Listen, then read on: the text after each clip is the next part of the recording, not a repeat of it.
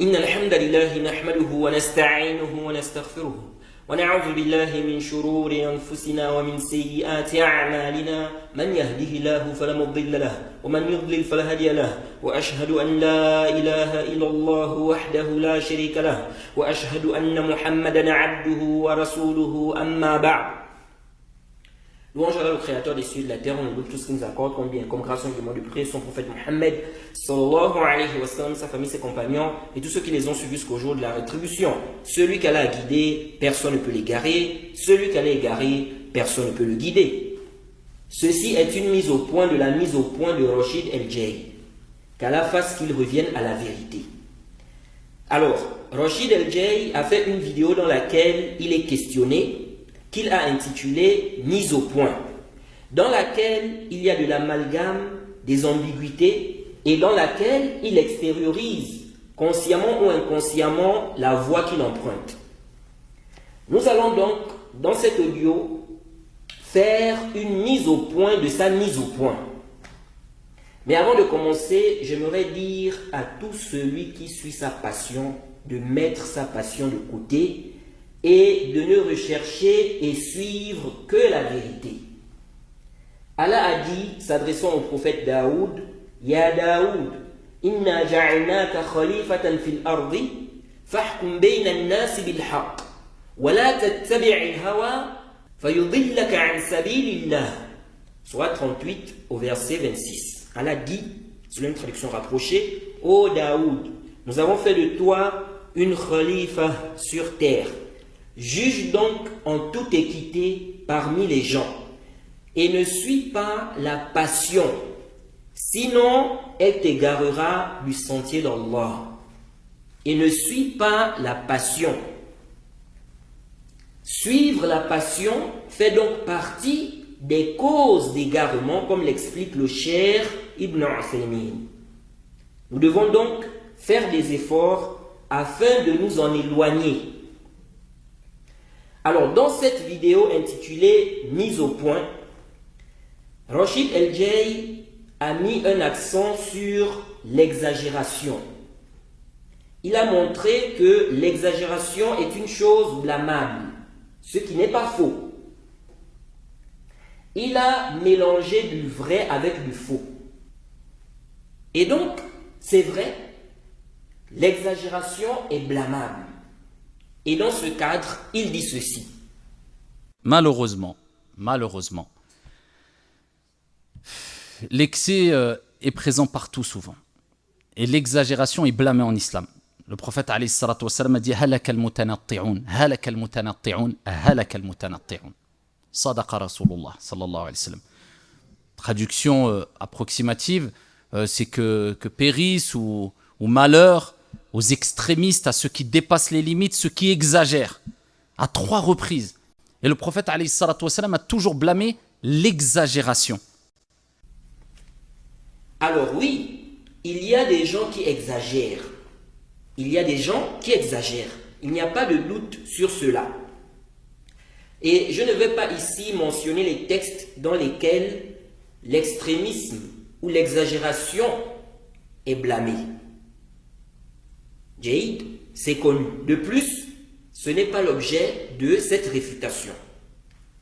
Donc ici, il nous cite un hadith où le prophète dit que périssent les exagérateurs ou les extrémistes, ou les exagérateurs ont péri. On peut comprendre cela des 2 sens. Est-ce que c'est une invocation ou une information? On peut comprendre cela de 2 sens. Bref, l'exagération est blâmée. Il n'y a pas de problème concernant cela. Mais Rashid a essayé de s'attaquer aux salafis, mais de façon sournoise, comme il le fait parfois. Mais les intelligents comprennent. En fait, son problème en réalité reste les salafis. Mais pourquoi ne disent pas que son problème c'est ça, donc les salafis?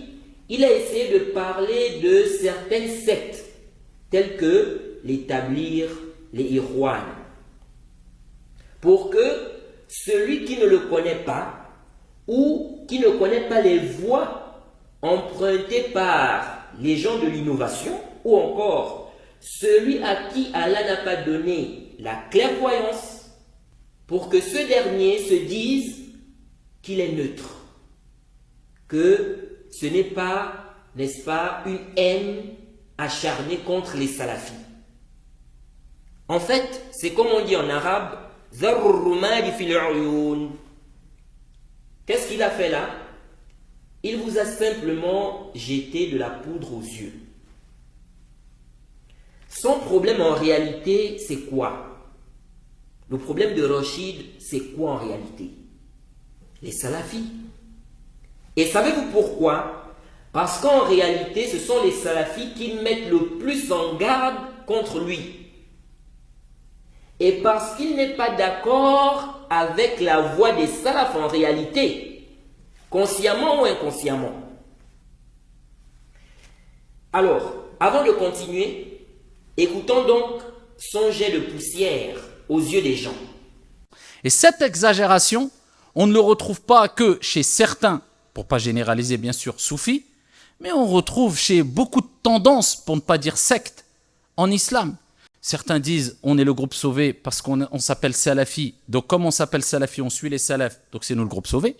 D'autres vont dire nous on est les meilleurs parce qu'on est les tabliri. Et comme on s'appelle les tabliri, c'est nous qui transmettons conformément à la parole du prophète. وَبَلِّغُوا عَنِّي وَلَوْ آيَةً. On est les meilleurs. D'autres vont dire nous on est les frères. إِنَّمَا الْمُؤْمِنُونَ إِخْوَةً. On est les frères musulmans. إِخْوَانَ الْمُسْلِمِينَ. Donc nous on est sur la voie droite parce qu'on veut unir. Donc c'est nous les meilleurs. Et en fait tout le monde est meilleur. C'est qui les mauvais alors? Alors ici, lorsque Rachid dit, certains disent, quand on s'appelle Salafi, on suit les salafs, donc c'est nous le groupe sauvé. Ce qu'il faut savoir, c'est qu'il n'y a aucun salafi qui a de la science, qui dit qu'il suffit de s'appeler salafi pour faire partie de ceux qui seront sauvés. Il n'y a aucun salafi qui a de la science qui dit qu'il suffit de s'appeler salafi pour faire partie de ceux qui seront sauvés. Jade, il n'y a aucune personne en réalité raisonnable qui peut dire une telle chose. Et combien de fois nous le répétons, qu'il ne suffit pas de prétendre être salafi pour l'être réellement. Pour l'être réellement. Il faut, en plus du fait de prétendre être salafi, suivre réellement les salafs. Suivre réellement les salafs. Et ce qui prouve de plus en plus que les salafis ne se contentent pas des simples prétentions, c'est qu'il y a des prêcheurs comme Ali Hassan al-Halabi, Abu Ishaq al-Huwaini et bien d'autres qui se prétendent salafis. Pourtant, des savants salafis les ont déclarés innovateurs. Le Cheikh Muqbil, par exemple, a déclaré Abu Ishaq al-Huwaini innovateur. Il a clairement dit que c'est un mubtadi'. Al-Halabi, on connaît bien, n'est-ce pas, les savants salafis qui ont fait son tabdi'. Donc, il ne suffit pas de prétendre être salafi.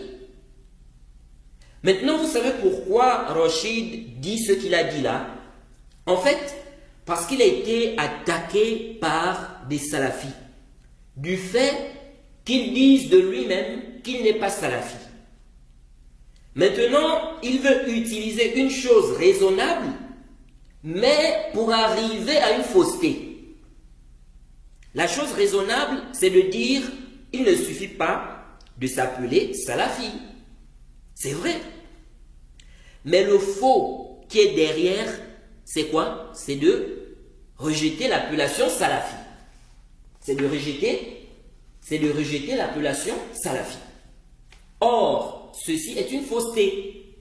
Oui, il ne suffit pas de se revendiquer salafi.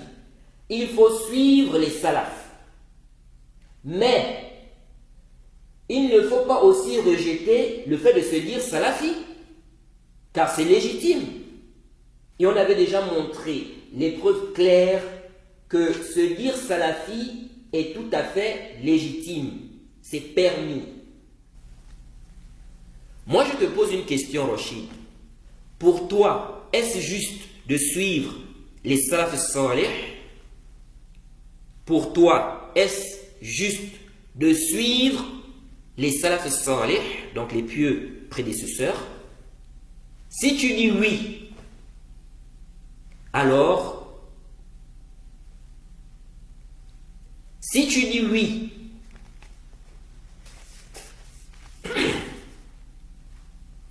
moi je te pose une question, Rachid.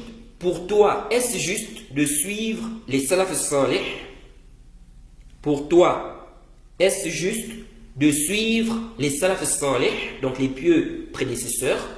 Si tu dis oui, alors, si tu ne le sais pas, ou fais semblant de l'ignorer, et je crois que tu fais semblant de l'ignorer, sinon, tu le sais, que c'est cela être salafi. Donc si tu dis oui, mais c'est cela être salafi, et tu le sais. Suivre le Coran et la Sunna à la compréhension des pieux prédécesseurs, les compagnons, leurs élèves et ceux qui les ont suivis.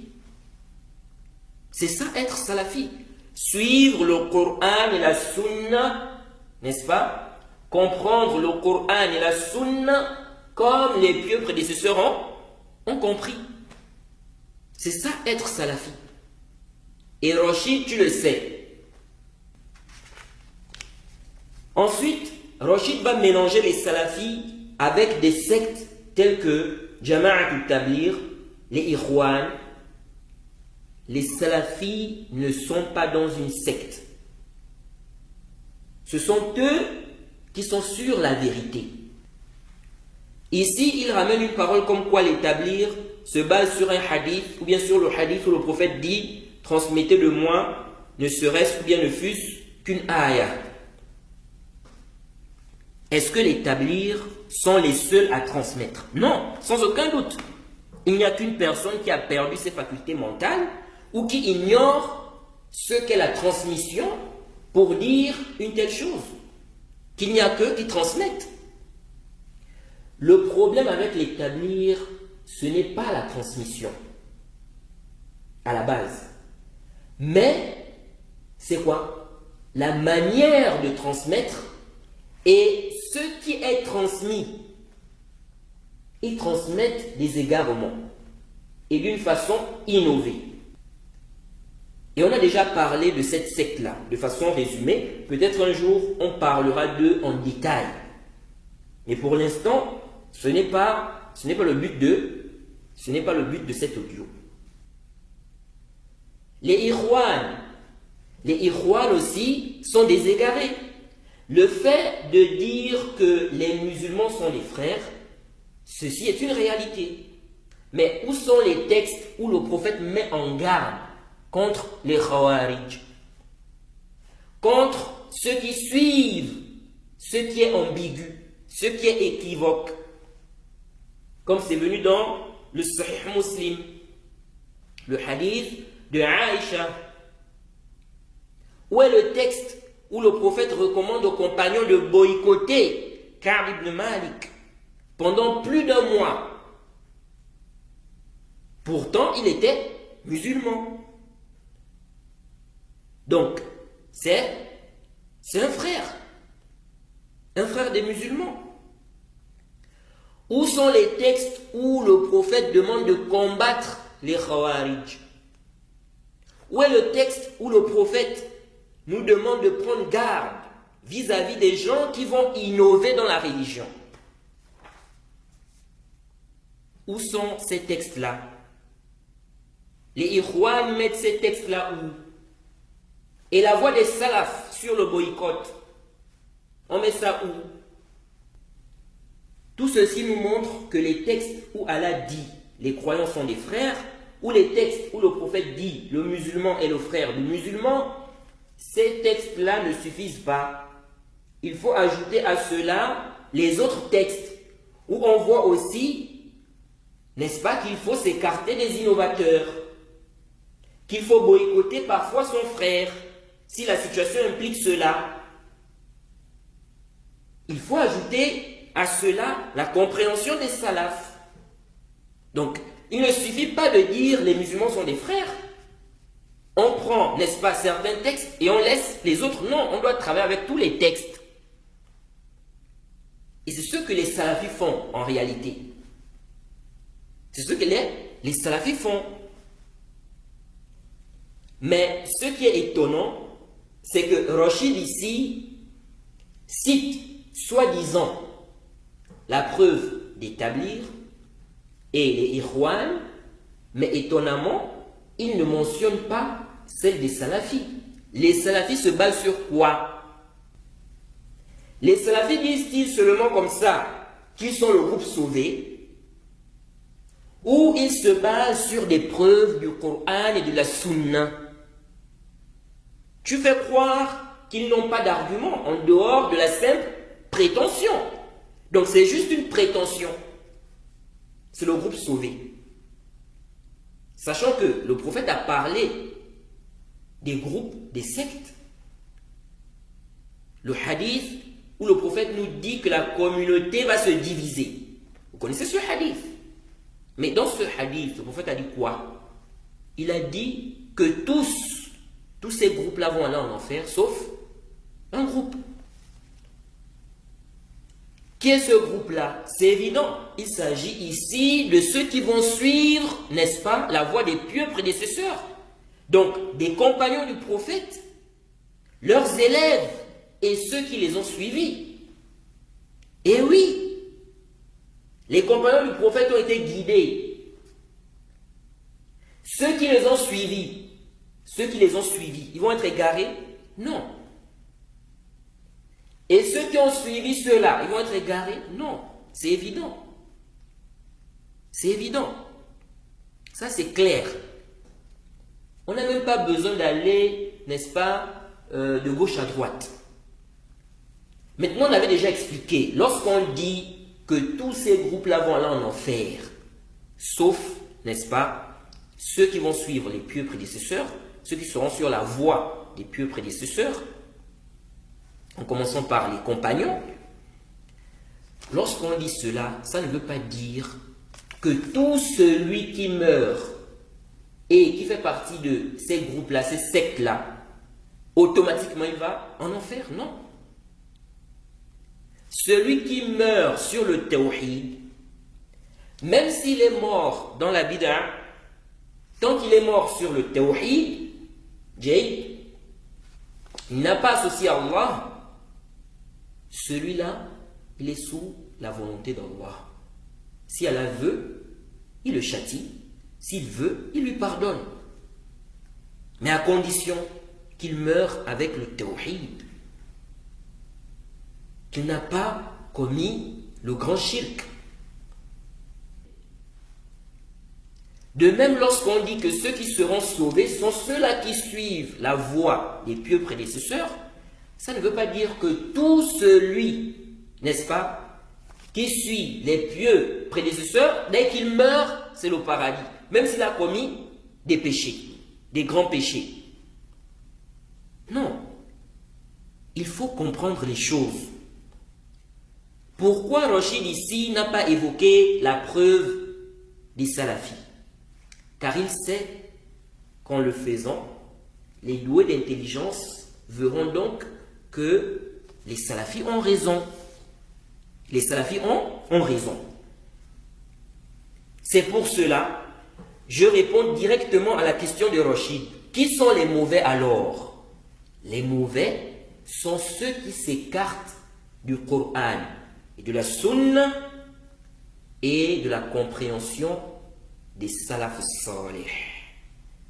Et de la compréhension des salaf salih, comme toi. Et les sectes que tu as citées, donc les Ikhwan, les Tablir, les Soufis. Car bien sûr que tout le monde prétend être sur la vérité. Même les chiites.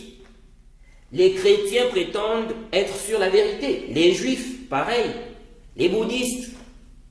Mais comment on fait? Ce sont les preuves qui tranchent, pas le suivi de nos passions. Donc, comme les chiites prétendent être sur la vérité, et nous les gens de la Sunna, on prétend aussi être sur la vérité, et nous sommes sur la vérité, sans aucun doute. Mais comme nous disons que nous sommes sur la vérité, les chiites aussi disent qu'ils sont sur la vérité, donc ça veut dire quoi? Est-ce une preuve pour délaisser l'appellation Ahl Sunnati wal Jama'a ou bien Sunni? Non. L'appellation demeure. Et le suivi de la Sunna aussi. Jay, Allah a dit, s'ils croient comme vous avez cru, ils seront bien guidés. S'ils croient comme vous avez cru, ils seront bien guidés. Sourate 2 au verset 137. Ce verset à la base s'adresse aux compagnons, puis aux musulmans de manière générale. Mais à la base, c'est aux compagnons. Parce que lorsque le verset est descendu, qui était là? Ce sont les compagnons. Ce sont eux les premiers musulmans. Nous, on n'était pas là. Donc si les compagnons ont une croyance et que toi tu viens contredire cela, ça montre que tu n'es pas sur une bonne voie. Tu n'es pas bien guidé. Car Allah dit ici, n'est-ce pas, s'ils croient comme vous avez cru, ils seront bien guidés. Donc si les compagnons ont une croyance, les élèves des compagnons ont suivi ça, les élèves des compagnons ont suivi ça, toi tu viens en 2023 ou bien 2022, tu dis non, ça ce n'est pas bon. Ça c'est la preuve claire que tu n'es pas sur une bonne voie. Jay, que tu n'es pas sur une bonne voie.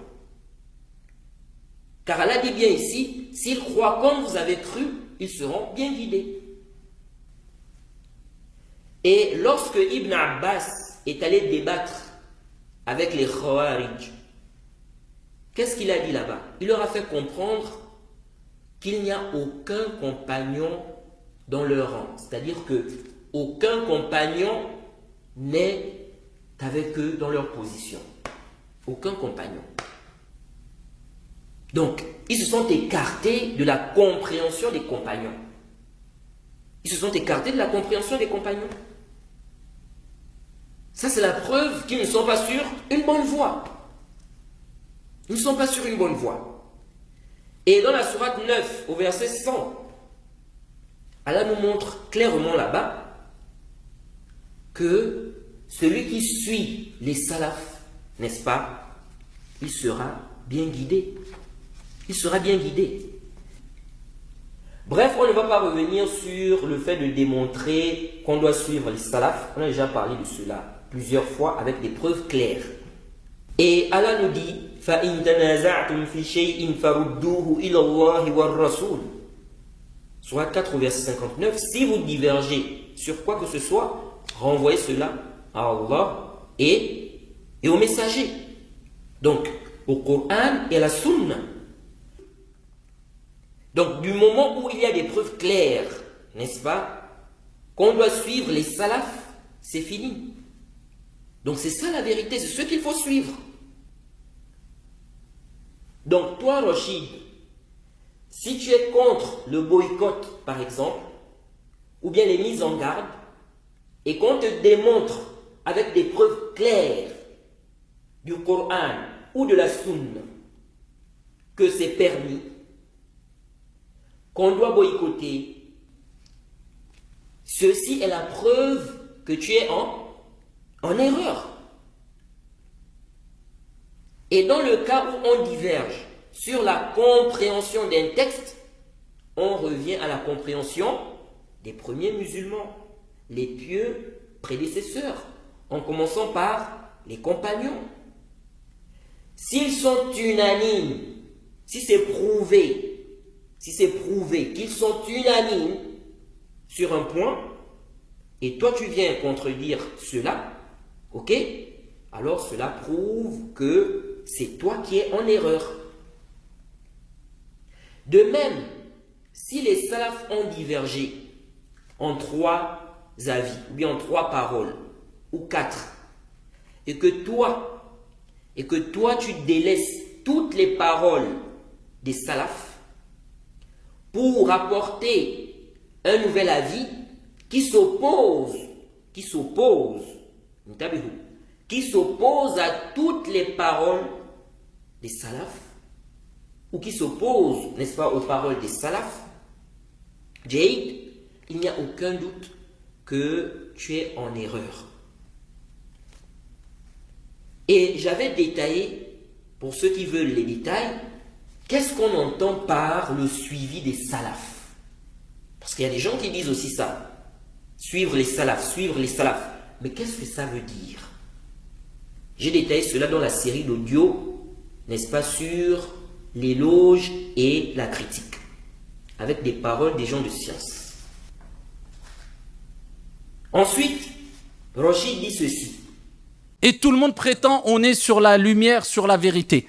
Ok, si ça suffisait de s'appeler salafi pour suivre les salafs, si ça suffisait de s'appeler tabliri pour transmettre, si ça, les noms suffisaient, les appellations suffisaient, je m'appellerais le pieux, ça suffirait pour être pieux.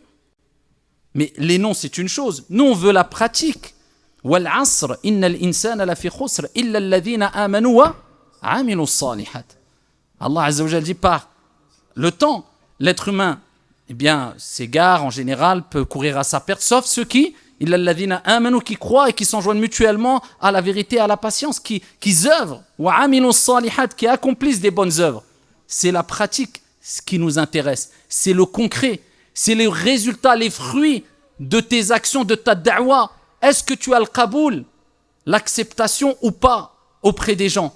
Est-ce que tu es dans la conformité? Est-ce que ça a porté tes fruits? Vous savez, si vous voulez voir s'il y a un groupe, entre guillemets, alors que nous, on fait partie du groupe des musulmans,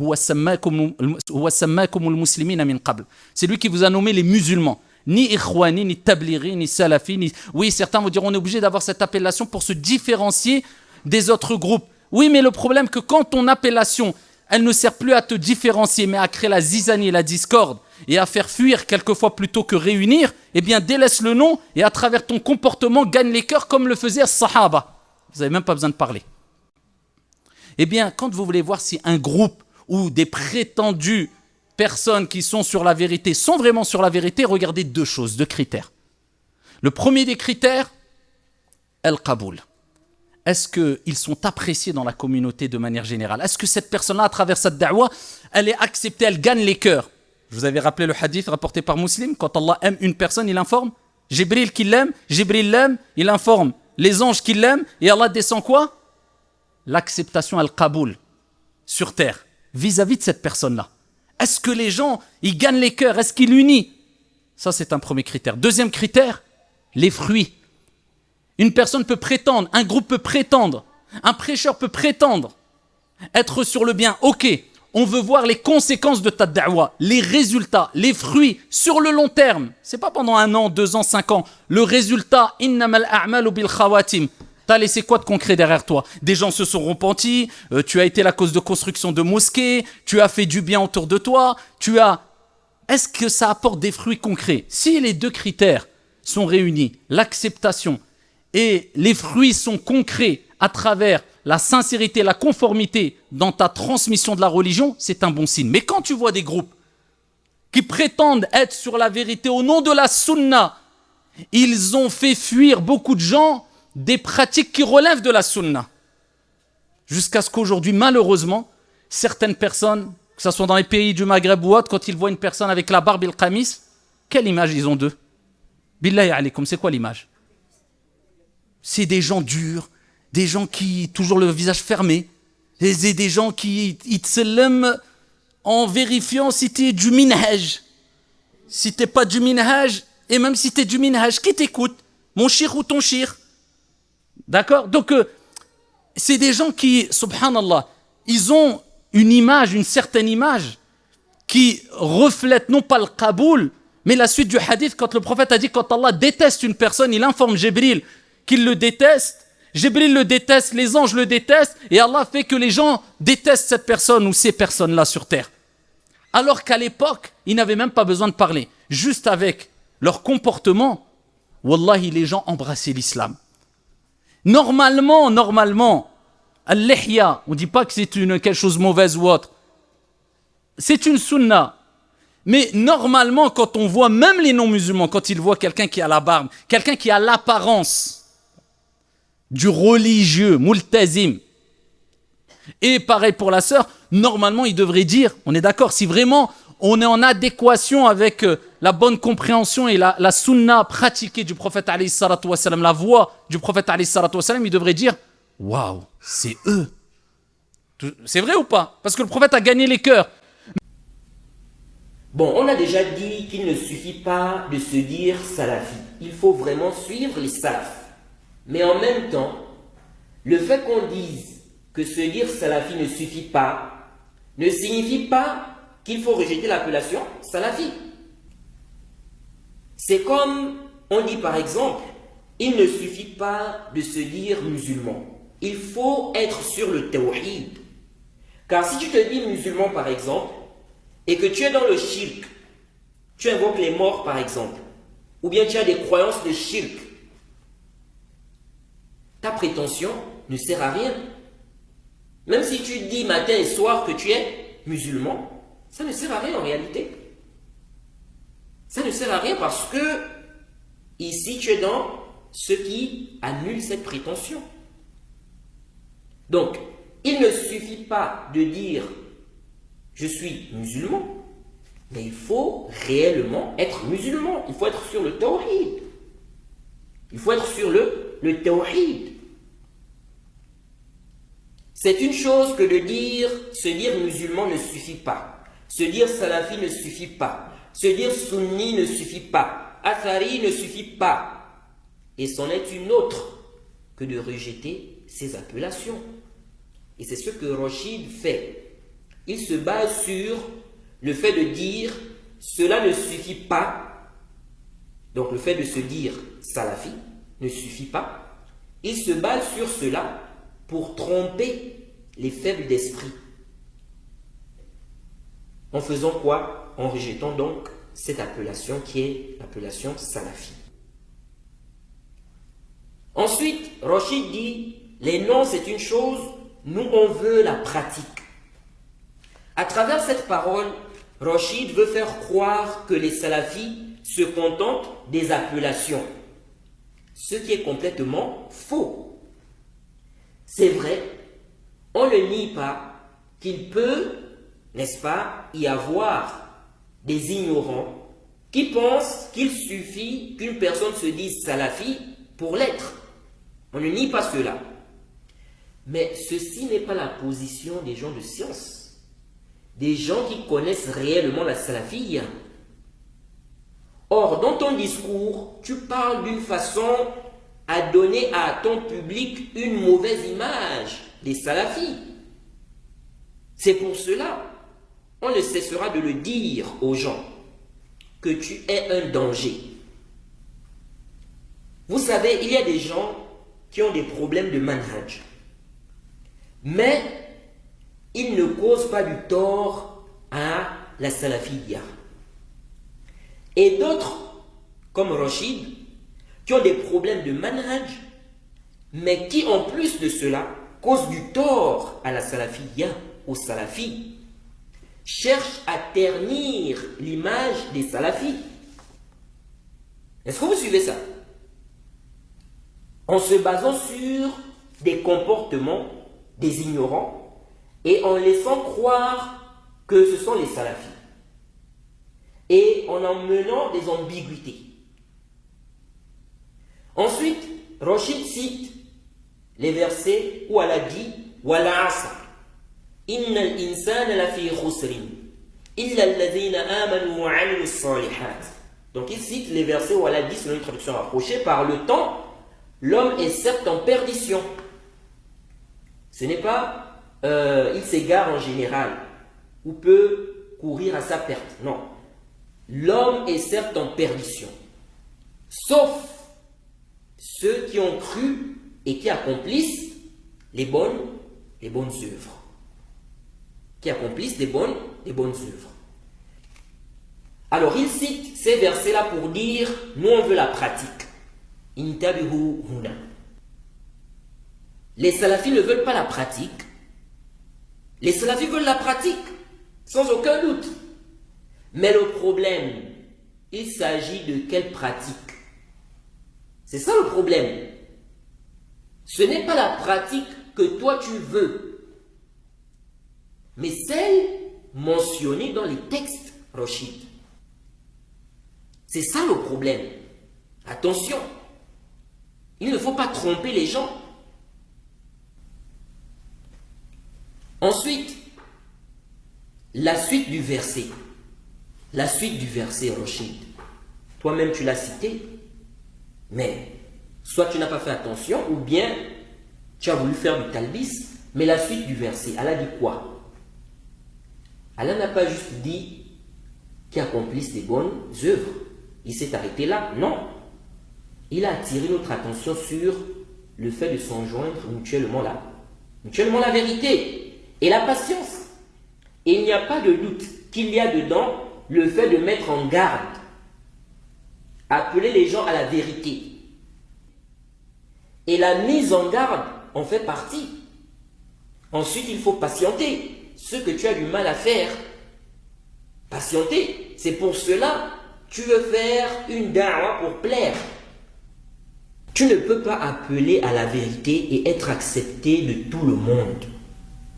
Donc il faut patienter. Et même celui qui appelle au faux, il a des ennemis. Alors que dire de celui qui contredit les passions des gens en appelant à la vérité? Est-ce que vous suivez ça? Donc on voit qu'Allah nous parle aussi du fait de s'enjoindre mutuellement la vérité. Il nous parle aussi de la patience. Donc ceux qui ont été acceptés dans le verset là, il n'y a pas que ce sur quoi tu as mis l'accent. Il y a le fait de s'enjoindre mutuellement la vérité. Il y a la patience qui a été mentionnée. Il y a la patience qui a été mentionnée. Donc, pourquoi aussi tu ne mets pas un accent sur ça? Les mises en garde, l'appel à la vérité, le fait de montrer aux gens la vérité, montrer aux gens ce qui est faux, ça fait partie du fait, n'est-ce pas, de s'enjoindre mutuellement la vérité. Et si on repart dans les trois fondements du cheikh Mohammed ibn Abdul Wahhab, on voit bien comment il a expliqué ce verset en réalité. Ensuite il dit, donc Rachid, c'est le résultat, c'est les fruits de ta da'wa. Par Allah, les salafis, la da'wa des salafis, on voit le résultat. On voit le résultat dans leur da'wa. En commençant par les savants salafis depuis l'époque des salafs. Et à notre époque, Cheikh Ibn Baz, Cheikh Al-Albani, Cheikh Ibn Uthaymin, Cheikh Muqbil et bien d'autres. Tous ces savants-là étaient des savants salafis. Et on voit les fruits de leur da'wa. On voit les fruits de leur da'wa. On voit clairement qu'ils ont eu un grand impact, un impact positif dans la communauté. Et ils n'appelaient pas aux innovations. Et ce sont des gens qui sont aimés, acceptés chez les salafis, les gens de la sunna. C'est évident. Il y a des innovateurs, des égarés qui les détestent, qui les critiquent sur internet, on voit. Mais les gens de la sunna aiment ces savants-là. Ensuite, Rachid dit, est-ce que tu as le qaboul, donc l'acceptation auprès des gens? Alors, concernant cette question d'acceptation auprès des gens là, j'ai déjà parlé de ce point-là, qui malheureusement égare beaucoup de gens, beaucoup d'égarés. Ça égare beaucoup d'égarés. Ça égare beaucoup de gens.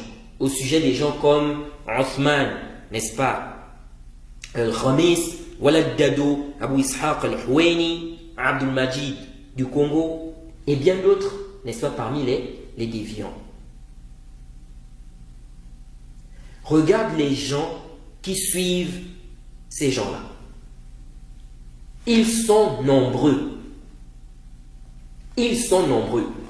Des milliers et des milliers de suiveurs. Ces prêcheurs que j'ai cités là, ils ont des milliers et des milliers de suiveurs. Ils dépassent même les savants salafis. S'ils ont même des conférences dans un stade, ils peuvent remplir même ce stade-là. Tellement ils ont des suiveurs. Des gens qui les aiment. Est-ce que c'est ça l'acceptation dont il est question dans le hadith? Donc, l'acceptation chez les égarés, les ignorants, qu'Allah. Et j'ai parlé de cette question, j'ai détaillé un peu cette question dans une conférence, n'est-ce pas? La conférence s'intitule « Les causes permettant aux serviteurs d'être aimés par Allah ». Dans cette conférence-là, j'ai parlé de cette question-là, l'acceptation sur la terre. Qu'est-ce qu'on doit comprendre de cela? Parce que ça égare, je vous dis que ça égare beaucoup de gens. À cause de ça, il y a des gens qui suivent des personnes parce qu'ils regardent ça. Ils se sont embrouillés ici dans la compréhension du texte. Je vous assure. Et j'avais déjà parlé de ce point-là il y a longtemps, dans mes débuts. Dans mes débuts dans la da'wah. Alors, dans cette conférence-là, j'ai évoqué ce point-là. Il est important de comprendre cela. Je vous assure que ça égare beaucoup de gens. Ça égare beaucoup de gens. Et je crois que Rachid, qu'Allah le guide, fait partie des gens qui sont embrouillés avec ce texte-là. Quand il regarde ces suiveurs-là, il se dit que voilà. Non. Rachid dit, on fait partie du groupe des musulmans. Mais tout le monde, parmi ceux qui se réclament de l'islam, te dit qu'il fait partie du groupe des musulmans, Rachid. En quoi tu te distingues des appellations chiites, soufis, ikhwan, takfiri, en disant cela? En rien du tout. Tout ce monde-là, ils te disent qu'ils sont musulmans. Ils font partie des musulmans. Ils te disent cela. Or, quand tu dis je suis salafi, je suis sunni, à travers ça, tu t'es distingué des autres appellations. Mais en disant je suis musulman, tu ne t'es pas distingué. Ils disent aussi qu'ils sont musulmans. Donc, tu ne te distingues pas au niveau des appellations. Eux aussi disent qu'ils sont musulmans, donc tu ne te distingues pas. Tu ne te distingues pas. Mais lorsque tu dis je suis salafi ou je suis sunni, à travers cela, tu t'es distingué des autres appellations. Donc, tabliri, ikhwani, soufi, chiite, etc. Tu te distingues au niveau des appellations. Ensuite, il cite le verset où Allah dit, n'est-ce pas, c'est lui qui vous a nommé musulman. Mais Rachid, quelle est cette compréhension limitée que tu as là? Et tu t'accroches toujours sur ce verset-là, au sujet de cette question-là. Qu'est-ce que tu ne comprends pas? Allah n'a appelé les musulmans que musulmans. Dis-nous un peu. Allah n'a appelé les musulmans que musulmans. Allah nous fait comprendre qu'il nous a appelés musulmans, oui. Mais où dit-il qu'on n'a pas le droit d'ajouter une autre appellation? Si c'est licite. Où dit-il cela? Donne le dalil, donne la preuve. Je t'ai appelé Mohammed. Cela veut-il dire que tu n'as pas le droit d'ajouter un autre nom qui est licite? Si ta compréhension était bonne, Rachid, Allah ne devait plus appeler des compagnons muhajiroun, ansar. Allah appelait des compagnons muhajiroun dans le Coran, ansar dans le Coran. Allah ne sait pas que ce sont des musulmans. Pourquoi ces appellations-là? Ce sont des musulmans. Pourquoi on fait cette distinction? Muhajiroun, ansar. On appelle cela les muhajiroun, on appelle cela les ansar. Ne sont-ils pas tous musulmans? Allah n'est-il pas celui qui a dit qu'il vous a nommé musulmans? Pourquoi donc il appelle cela al-muhajiroun et les ansar? Mais c'est clair, c'est évident. C'est pour faire une distinction, ils se distinguent. Oui, ce sont tous des musulmans, mais ceux-là sont des muhajiroun. Ceux-là sont des ansar. En quoi cela contredit, n'est-ce pas, le verset où Allah dit qu'il nous a appelés musulmans? Ça contredit cela. Donc, si on appelle un compagnon muhajir, ô muhajir, on a contredit le verset. Le simple fait d'appeler pour la distinction, pour qu'on sache, qu'on fasse la distinction, celui-là est muhajir, celui-là fait partie des ansar. Pour la simple distinction. Où est l'ishkal? Le prophète n'a-t-il pas parlé des gens qui sont des ghuraba?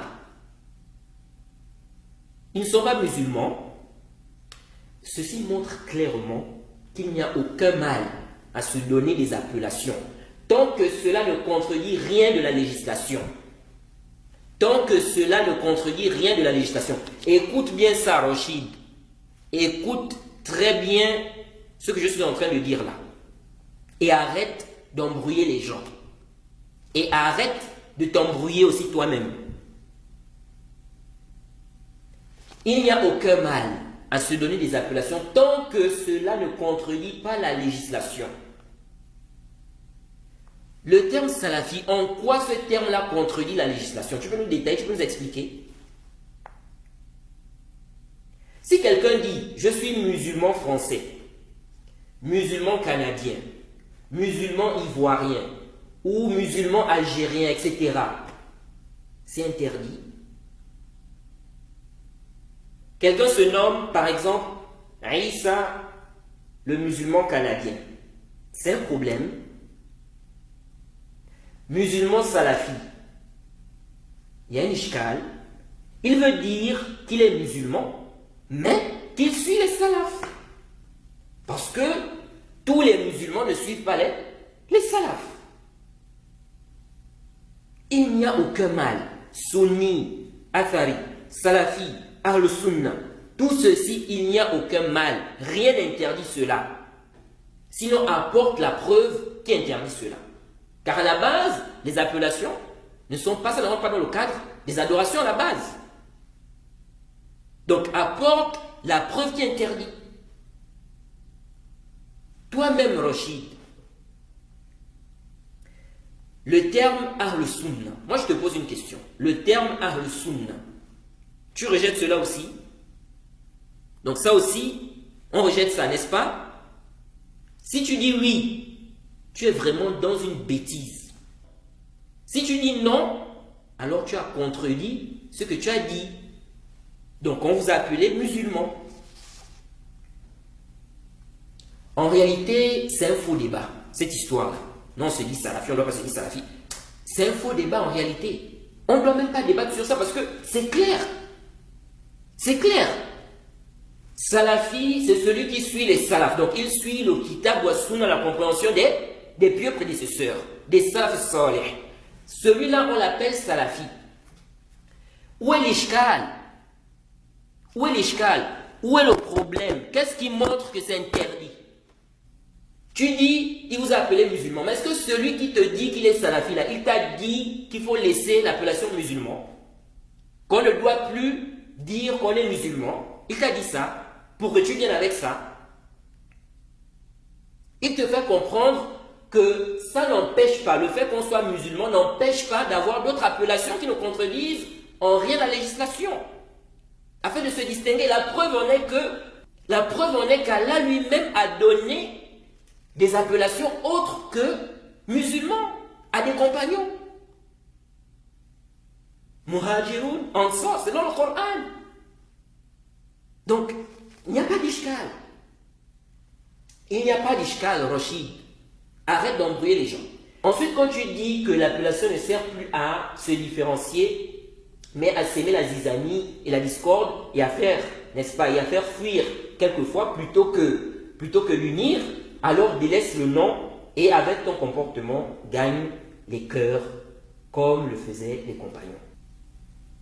Qui t'a dit que l'appellation salafi ne sert plus à se différencier? La preuve en est que si quelqu'un te dit qu'il est salafi, je suis sûr à 100% que tu vas directement le classer. C'est-à-dire, tu vas te dire, ah, lui là, il est du groupe de ceux qui prétendent suivre les salafs. Donc comment tu dis ça ne sert plus à se différencier? Ça sert à se différencier, même si on dit que l'appellation ne suffit pas. Mais au minimum, quand tu dis ça, tu te différencies des autres appellations, telles que Tablir, Irwan, etc. Et l'appellation Salafi ne sème pas la discorde entre les gens de la Sunna, entre les gens du bien. Oui, ça sème la discorde entre ceux qui ne sont pas salafis et les salafis, ou encore entre ceux qui ne veulent pas la vérité, car il y a des gens qui ne sont pas salafis, mais qui n'ont aucun problème avec cette appellation. Donc il ne faut pas aussi faire croire que non, tout le monde n'est pas d'accord, voilà les musulmans, les salafis, avec cette appellation, ils ont divisé la Oumma. Il y a des gens, qu'est-ce qu'ils ont à faire? Tu t'appelles salafi, tu t'appelles pas salafi, c'est pas son problème. Et même si on suppose que cette appellation, n'est-ce pas, sème la zizanie, la discorde entre les gens, si c'est cela vraiment la raison qui te pousse à ne pas te dire salafi, alors ne combat pas l'appellation en elle-même. On t'aurait vu rappeler juste que comme ça crée la zizanie, la discorde entre les gens, ça fait fuir de la vérité, évitons donc l'utilisation de ce terme, bien qu'il soit juste vrai. Mais toi, ce n'est pas cela. Tu as un problème avec l'appellation même. Ça te dérange, ça te pique comme du piment aux yeux. Ensuite, quand Rachid dit « laisse les noms, gagne les cœurs à travers ton comportement », comme le faisaient les compagnons, vous n'avez même pas besoin de parler. Alors ceci est ba'aqiloun, c'est faux. Les compagnons ne se contentaient pas d'avoir juste un bon comportement. Ils parlaient aussi. Donc, ils ne se contentaient pas de gagner les cœurs à travers le comportement. Ils parlaient. Ils parlaient aussi en réfutant le faux. Les gens du faux. Car je sais que c'est ceux qui te dérangent beaucoup. Ibn Abbas a réfuté les Khawarij à l'époque des compagnons, comme c'est rapporté de façon authentique par Al-Hakim et bien d'autres. Aucun compagnon n'a dit non. Contentons-nous du comportement, du bon comportement. Les Khawarij vont comprendre. Ils vont comprendre qu'ils sont dans le faux. On n'a même pas besoin de parler. Ne disons pas qu'ils sont dans l'égarement, n'est-ce pas, que nous sommes sur la vérité, non. Agissons seulement. Ils vont voir à travers notre comportement, n'est-ce pas, qu'ils sont égarés et que c'est nous, n'est-ce pas, qu'ils doivent suivre. Car nous sommes sur la bonne voie. Vous voyez, c'est une fausseté de dire qu'il ne faut pas parler, mais juste agir. Les gens vont comprendre. Non, il faut les deux. Il faut agir, il faut parler. Il faut montrer aux gens qu'ils sont dans le faux. Ceux qui sont dans le faux, bien sûr. Pour qu'ils suivent la vérité. Et cela se fait aussi avec la parole. Et c'est la voie des prophètes et des salafs. Les prophètes ont parlé. Ils ne se sont pas contentés d'agir, donc avec leurs actes, d'avoir un bon comportement, gagner les cœurs à travers le comportement. Ils ne se sont pas contentés de cela. Dans le Coran, combien de fois Allah dit au prophète « dit » ou encore « ils ont dit »,« dit ». Donc, réplique. Vous voyez, répond par ceci ou par cela. Il ne lui a pas dit « gagne les cœurs par le bon comportement », c'est tout. Pas besoin de parler. Ceci est une façon de faire la da'wah qui est innovée et qui n'a aucun fondement. Et toi-même, pourquoi tu parles? Pourquoi tu critiques les salafis? Pourquoi tu fais des rappels? Contente-toi du bon comportement, du comportement. Les gens eux-mêmes vont comprendre, n'est-ce pas? Ensuite, lorsque Rachid dit, quand vous voulez voir si un groupe ou des gens sont vraiment sur la vérité, regardez deux choses. Regardez, hein. Vous voyez comment il embrouille les gens. Il dit, premièrement, l'acceptation. Est-ce qu'ils sont appréciés dans la communauté, de manière générale? Est-ce qu'ils gagnent les cœurs? Concernant l'acceptation, on a déjà parlé de cela. Et je vous renvoie à l'audio, les causes permettant aux serviteurs, n'est-ce pas, d'être aimés par Allah. Écoutez cet audio-là, j'ai parlé de cette question-là, de l'acceptation. Donc, je ne vais plus revenir sur cela ici en détail. Ensuite, gagner les cœurs, n'importe qui peut gagner les cœurs des gens. Le shaitan a gagné les cœurs de la majorité des gens sur terre, vu qu'ils sont égarés. Concernant l'appréciation, si ceux qui t'apprécient sont des égarés, des ignorants, car ils sont les plus nombreux, ceci n'est pas un signe que tu es sur la vérité. Car ils vont t'aimer sur quels critères? Et si tout le monde t'apprécie, c'est que tu ne leur dis pas la vérité. Même les prophètes ont eu des ennemis. Allah a dit, selon une traduction rapprochée, ainsi à chaque prophète, nous avons assigné un ennemi, des diables d'entre les hommes et les djinns, qui s'inspirent trompeusement les uns aux autres des paroles enjolivées. Si ton Seigneur avait voulu, il ne l'aurait pas fait. Laisse-les donc avec ce qu'ils inventent. Sourate 6, verset 112. Donc même les prophètes ont eu des gens qui les détestent. Ils avaient des bons comportements, les prophètes. Ce sont des modèles. Mais avec cela, ils avaient des gens qui les détestaient. Le prophète Nuh a passé des siècles à prêcher. Il a passé des siècles à prêcher des gens qui n'ont pas accepté. Très peu de gens ont accepté son message. Pourtant, il a prêché des siècles et des siècles. Donc très peu ont accepté son message pour autant de siècles. Plusieurs siècles. Le prophète Nuh n'avait pas un bon comportement. Le prophète Mohammed sallallahu alayhi wa sallam, au début de sa da'wah, très peu de gens l'ont suivi. Vers la fin des temps, l'islam sera étrange. Le prophète nous a parlé d'un prophète qui va venir le jour dernier. Personne ne l'a suivi. Personne ne l'a suivi.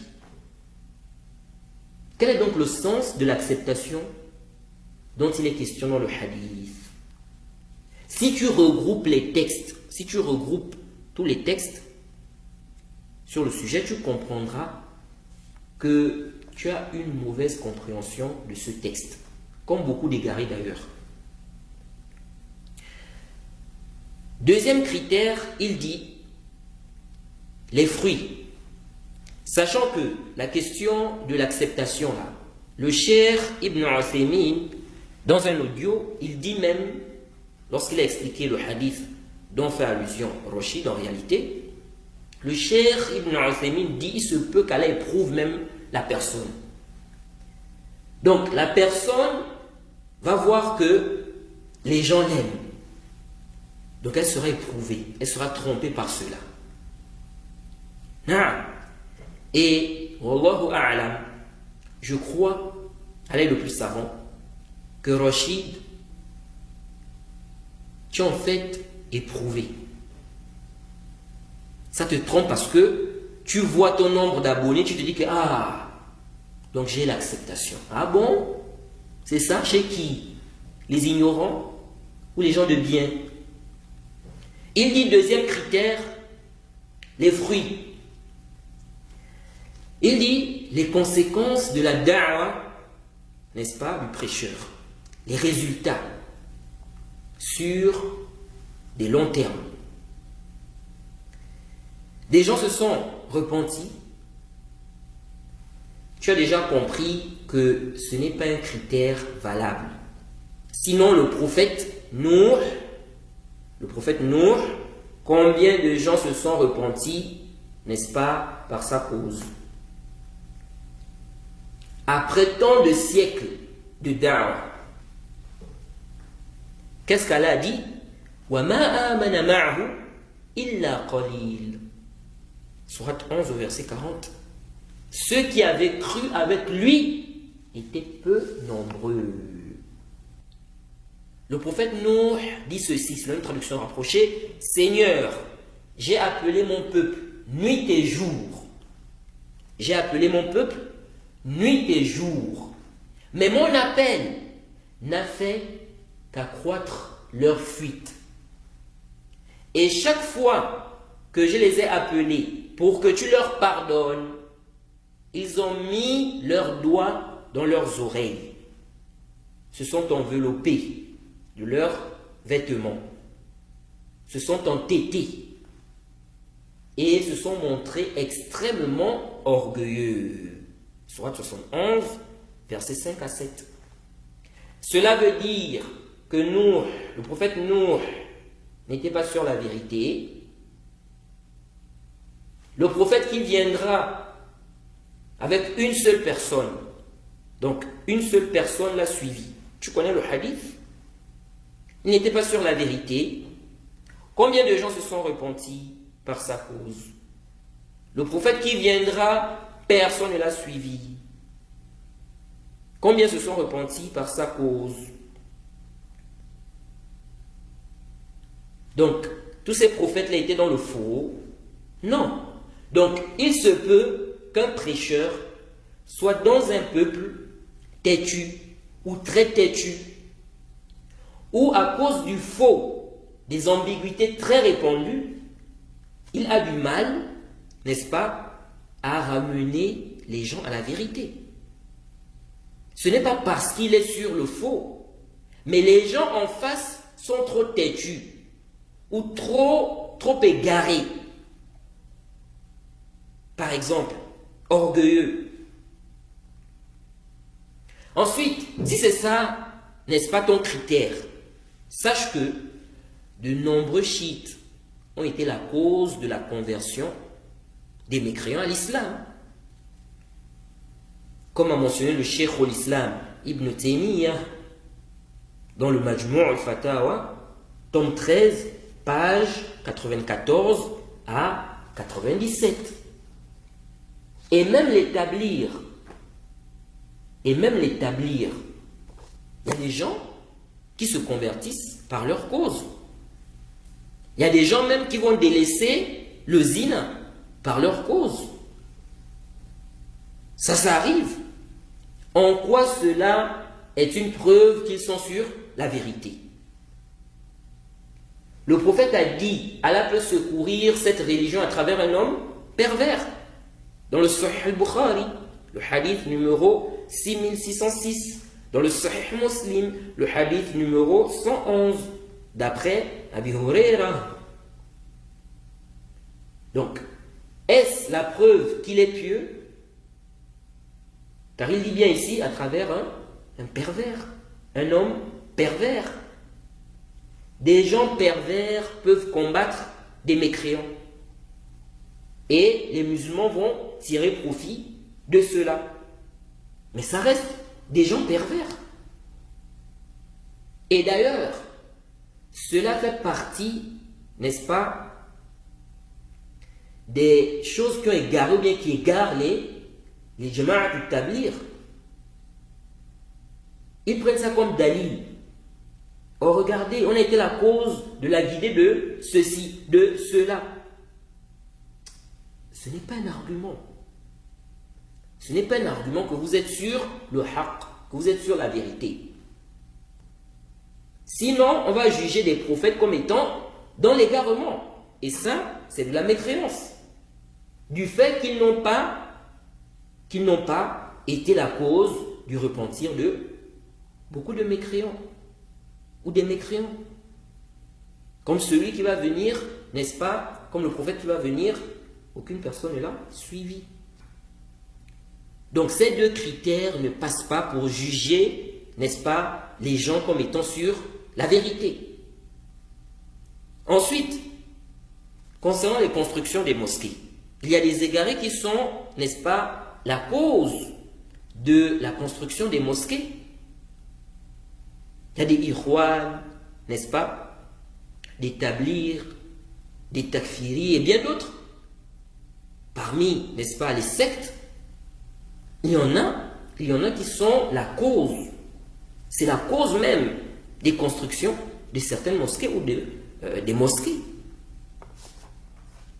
Mais qui a dit que parce que quelqu'un est innovateur, parce que quelqu'un est égaré, qu'il ne peut pas poser un acte de bien? Même les égarés peuvent poser des actes de bien. Donner de l'argent, n'est-ce pas? Donner de l'aumône, donner de l'argent aux pauvres, construire des mosquées, même l'égaré peut le faire. Cela ne constitue pas des preuves. Ensuite, il a mélangé, donc, qu'ils sont sur la vérité. Ensuite, il a mélangé, il s'est embrouillé, il dit, si les deux critères sont réunis, l'acceptation, les fruits sont concrets à travers la sincérité, la conformité dans ta transmission de la religion, c'est un bon signe. Vous voyez, il embrouille ici. Nous disons la sincérité et la conformité à la sunna, au manhaj des salaf. Ça, c'est quoi? C'est le critère, le véritable critère. Quant à ce que tu dis là, ce que tu as mentionné là, l'acceptation, ou bien le fait que des gens, n'est-ce pas, construisent des mosquées, n'est-ce pas, ils font du bien, en réalité, on ne doit pas prendre ça comme étant des preuves que quelqu'un est sur le haqq, selon les tafassul qu'on a donné là. Donc, c'est par rapport à ton suivi des preuves de la voie des salafs qu'on juge que tu es sur la vérité.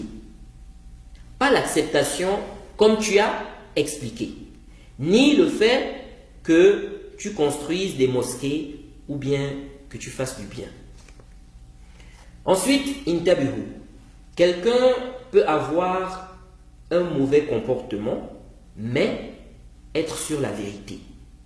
C'est-à-dire, il est sur la voie des salafs. C'est un salafi. Mais il a un mauvais comportement. Il parle mal aux gens, par exemple. Les reçoit mal, etc. Le mauvais comportement ne fait pas sortir de la salafiyya. Ça ne fait pas sortir de la sunna. Sauf si c'est une chose qui vraiment fait sortir de la salafiyya. Je n'ai jamais vu que les salafs ou les savants salafis faisaient sortir les gens de la salafiyya à cause de quoi? À cause du mauvais comportement avec les gens. Ce sont les exagérateurs qui agissent ainsi. Et il se peut que tu en fasses partie, tellement tu mets un accent sur le comportement. Peut-être que tu vois tes frères qui sont pourtant sur la sunna, qu'ils ne font pas partie, n'est-ce pas, des gens de la sunna, que ce sont des innovateurs, des sectaires. À cause de quoi? À cause du mauvais comportement. Alors que ce mauvais comportement-là, sur lequel tu t'es basé, ça ne peut pas sortir de la sunna. Et que ceux-là qui sont même dans la bid'a, ceux qui ont des innovations, qui sont dans l'innovation, il se peut que tu les considères comme étant des gens qui sont sur la sunna. Car pour toi, ils ont un bon comportement. Cela ne m'étonnerait pas d'entendre cela, vu ta façon de raisonner. Donc si tu penses comme ça, cela ne peut pas m'étonner, vu ta façon de raisonner. Ensuite, il y a des salafis qui ont des bons comportements. Comme tu trouves aussi des égarés qui ont des mauvais comportements. Ce n'est pas un problème des salafis. Tu trouves des innovateurs, des égarés qui ont un mauvais comportement. Eh oui. Donc oui, il y a des salafis qui ont un mauvais comportement, c'est vrai. Mais il y a des salafis aussi qui ont un bon comportement. Et la question du mauvais comportement, tu trouves ça aussi chez des égarés. Ensuite, lorsque Rachid dit, quand tu vois des groupes qui prétendent être sur la vérité, au nom de la sunna, ils ont fait fuir beaucoup de gens des pratiques qui relèvent de la sunna. Ceci n'est pas forcément la preuve prouvant ou bien permettant de juger que la personne n'est pas sur la vérité. Tout dépend. Sinon, je vous ai lu la parole du prophète Nuh, où il dit clairement, Seigneur, j'ai appelé mon peuple nuit et jour, mais mon appel n'a fait qu'accroître leur fuite. C'est le prophète Nuh qui dit ça ici, sourate 71, versets 5 à 6. Rabbi inni da'awtu qawmi laylan wa nahara falam yazidhum du'ai illa firara illa firara.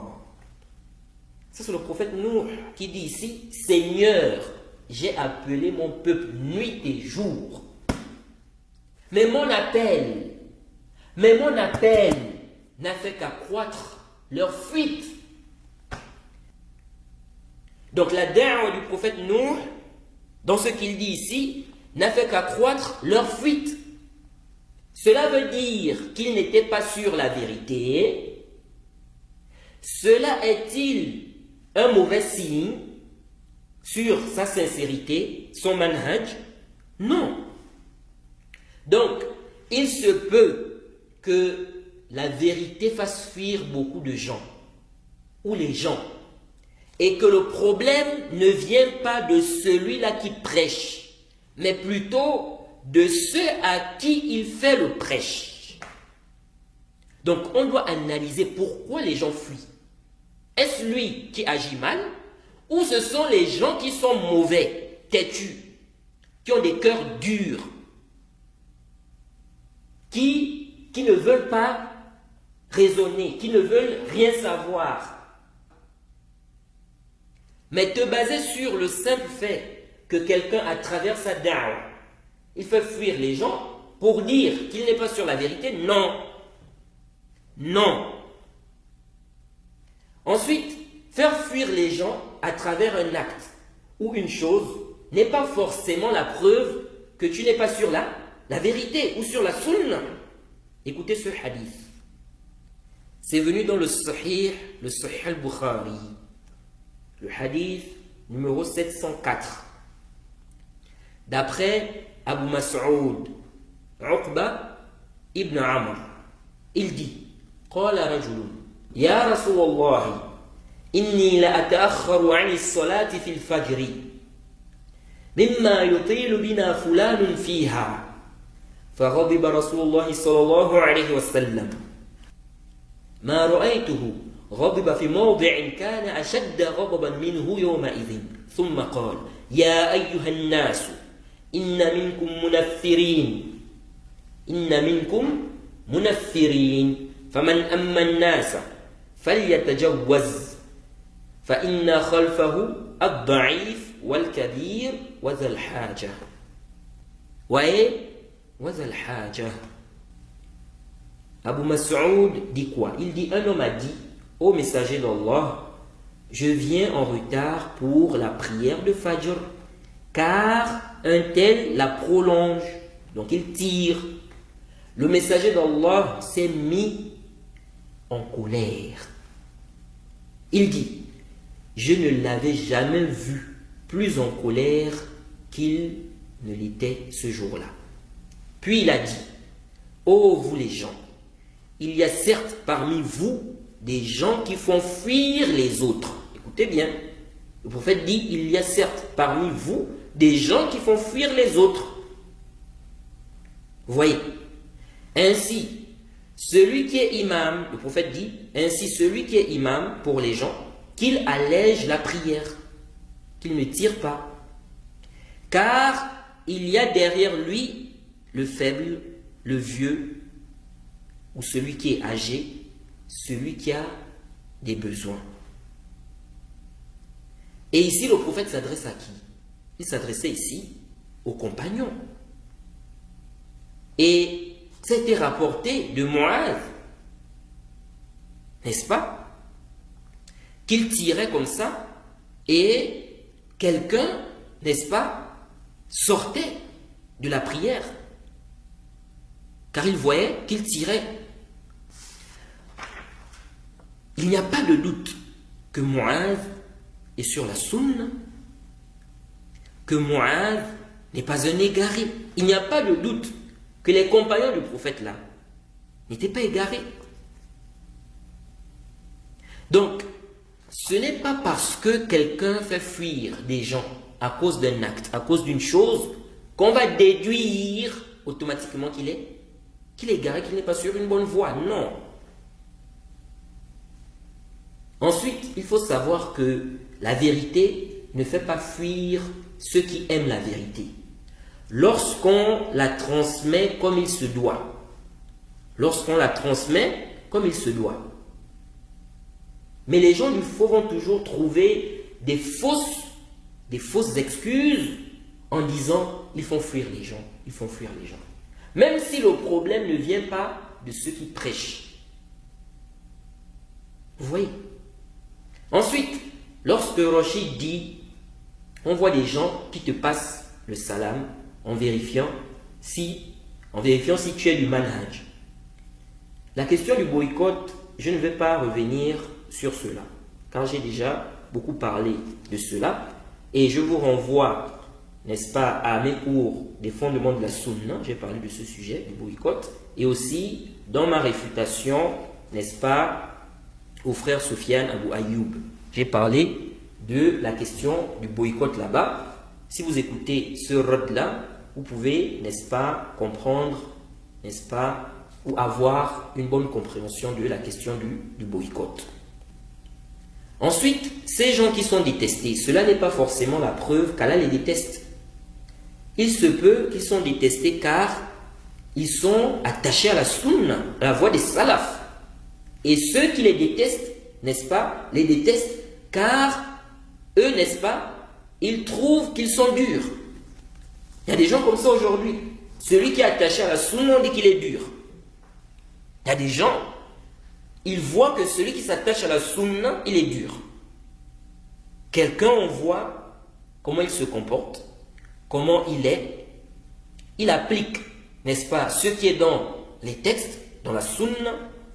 Il applique, n'est-ce pas, le manhaj des salafs. Il y a des gens qui voient que ça, c'est une dureté. Et donc, ils vont détester la personne car ils trouvent que la personne est dure. Mais est-ce qu'en réalité, la personne est dure? Quand on regarde la législation, on voit que non. Parce que ce qui est recommandé en réalité, ce qui est demandé dans la législation, Ce n'est pas quoi? De l'exagération. Ce qui est demandé, c'est ça le juste milieu. La religion d'Allah, c'est le juste milieu. Est-ce que vous suivez ça? Il n'y a pas d'exagération, il n'y a pas, n'est-ce pas, ce qui va au laxisme. C'est le juste milieu. Parce que lorsqu'ils disent il est dur, c'est pour dire en fait que tu exagères. Mais s'il fait ce qui est venu dans les textes, ce qui est recommandé, ce qui est demandé, comment cela est de l'exagération? Sinon, c'est accuser, n'est-ce pas, le prophète d'être un exagérateur. Est-ce que vous voyez ça? Donc, on ne peut pas se baser sur le fait que les gens considèrent qu'un tel est dur pour dire qu'il est détesté d'Allah. Ou le fait que les gens le détestent. On doit regarder sa voix et le pourquoi du comment. Et le pourquoi du comment. De plus, cela n'est pas une preuve. Les gens de l'égarement en général détestent les gens qui sont attachés à la sunna. C'est connu. Sinon, on peut inverser ton argument. Toi, Rachid, tu vas prêcher par exemple dans un pays. La majorité des gens sont salafis. Et tous te détestent, par exemple. Car pour eux, tu n'es pas sur la sunna. Ceci est la preuve, selon ta règle, qu'Allah te déteste. Ou si on suppose que la majorité des musulmans sont salafis, Jaïd, ils te détestent selon ta règle, n'est-ce pas? Donc ils te détestent selon ta règle, Allah te déteste. Et le problème, en réalité, c'est lorsque les gens de bien, les salafis, les gens de la sunna te détestent. Cela doit t'inquiéter. Bien qu'on a déjà vu que ce qui compte au final, c'est quoi? C'est le suivi de la sunna, du manhaj, de la voie des salaf. Allah peut éprouver quelqu'un, comme a dit le cheikh Ibn Uthaymin, comme on l'a dit, avec cette question-là. L'acceptation, l'acceptation. Et peut-être que Rachid se dit que comme il a plus de 2 millions d'abonnés sur YouTube, ça veut dire qu'il est aimé et qu'Allah l'aime. Non. Il y a des mécréants qui ont plus de 2 millions d'abonnés sur YouTube. Il y a des têtes de l'égarement qui ont plus que ça sur YouTube. Tu connais Abdullah Al-Sharif, un égaré qui a plus de 4 millions d'abonnés sur YouTube. Il y a des égarés qui ont, n'est-ce pas, un grand nombre d'abonnés, plus élevé même que celui des savants de la Sunna à ma connaissance. Ali Mansour Kayali, il a plus d'1 million d'abonnés. Je ne connais pas un savant salafi qui a une chaîne réservée à ses cours, ses conférences, etc. sur YouTube qui a ce nombre d'abonnés-là. Et ceux-là, je suis sûr que même toi, tu vas confirmer qu'ils sont égarés, ceux que j'ai cités là. Pourtant, ils ont un grand nombre d'abonnés. Il y a beaucoup de gens qui les soutiennent, qui les aiment. Mais qui sont-ils, ces gens-là? Les gens de bien, les gens de science, ceux qui ont le ilm. Sachant que le nombre d'abonnés ne prouve pas forcément la grande notoriété en termes de référence. Tu peux avoir un grand nombre d'abonnés, mais quand on parle de référence, on ne te met pas en avant. Tu as un grand nombre d'abonnés. Beaucoup de gens sont abonnés dans ta chaîne. Mais lorsqu'on parle de référence, on ne te met pas en avant. Donc arrêtez d'embrouiller les gens avec ces choses-là. Et pour revenir à la question du comportement, c'est vrai que le comportement peut avoir un grand impact. Jay, à cause du comportement, tu peux soit attirer les gens, soit faire fuir les gens. Et le comportement est très important, les frères. Surtout pour un da'i. Surtout pour un da'i salafi. Il faut vraiment avoir un bon comportement. Mais attention, ce n'est pas la preuve que tu es égaré, innovateur. Si tu as un mauvais comportement, par exemple, si tu suis la voie des salafs, si tu n'as pas fait ce qui te fait sortir de la salafiyya, même si tu as un mauvais comportement, cela n'est pas la preuve que tu es innovateur. Quant à la barbe, c'est une obligation. Dire comme ça, sunna, ça peut, n'est-ce pas, laisser sous-entendre des choses. Même si ce qui fait partie, dans ce qui fait partie de la sunna, on a ce qui est obligatoire aussi. Jade. Mais quand tu dis comme ça, sunna, et quand on voit aussi que, apparemment, tu te rases la barbe, bon, on va pas dire raser, mais tu diminues, ok? Donc, on peut comprendre des choses. Il est obligatoire de laisser pousser sa barbe. C'est obligatoire. Et j'ai une série d'audios sur l'obligation de laisser pousser la barbe, où j'avais réfuté cet égaré de Islam ibn Ahmed. Je crois, il y a au moins 2 audios comme ça, où je parle de la question. Après les autres audios, je crois que c'était, n'est-ce pas, des réfutations, des exemples que j'avais cités pour expliquer un principe. Ensuite, il y a des salafis qui ont des mauvais comportements. Oui, on ne nie pas cela. Comme il y a des innovateurs qui ont des mauvais comportements. Ce n'est pas une chose qui est propre, n'est-ce pas, à certains salafis. Parce que le salafi n'est pas infaillible aussi. Mais il est meilleur que l'innovateur. Donc, oui, il y a des salafis qui ont des mauvais comportements. Ok? Mais il y a aussi des salafis qui ont un bon comportement. Surtout les gens de science, les étudiants en sciences. Les étudiants, ceux qui ont la science. Ceux qui ont la science. Et qui ont été éduqués par les savants.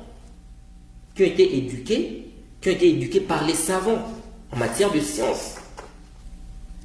Alors on va donc s'arrêter ici, car je vois que l'audio est déjà assez long. Et je pensais terminer la réfutation en un seul audio, mais bon.